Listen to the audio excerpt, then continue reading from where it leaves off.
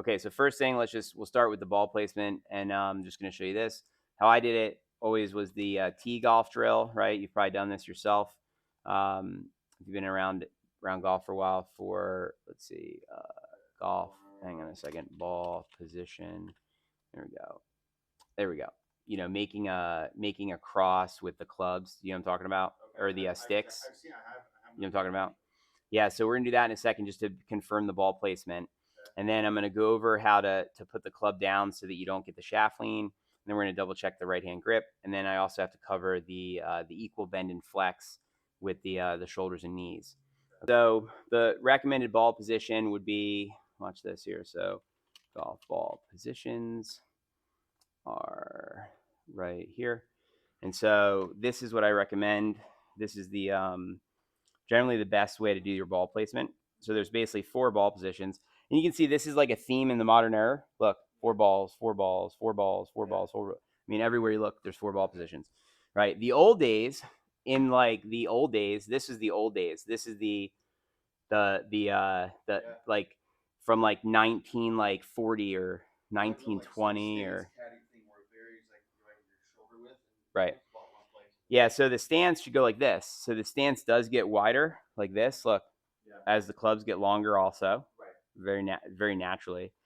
So it just should feel more natural to get wider. These are coming from me, these texts I'm sending you. I'm like the only person that texts people in the lesson.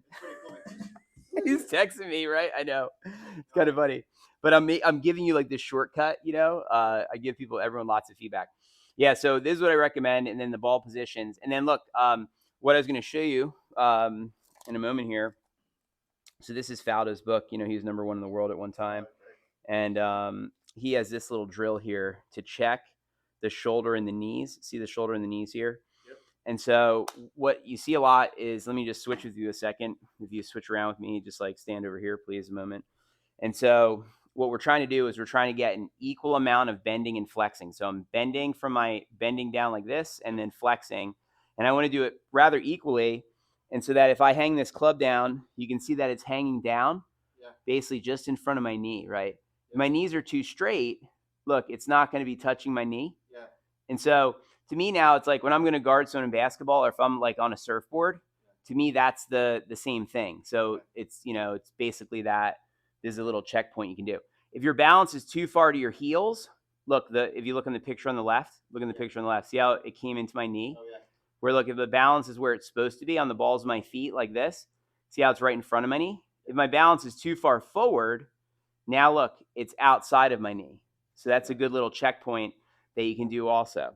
So I want to do that in a moment. And then the last thing I got to add to this little setup fix, if you will, is when you do your grip, left hand goes on. You already have that correct. The right hand should come into the side, and then you just close your fingers. What you're doing is you're wrapping it over too far. You're going that way. You just want to go onto the side and then close the fingers, and that'll get your V's matching. And then when you have the club out here in front of you, you want to then just go straight down to the ground from there. So you see how I have it straight down. I'm not setting it or leaning it any which way. It's just straight down from the center. Yep. So we're gonna have you do all that in just a moment.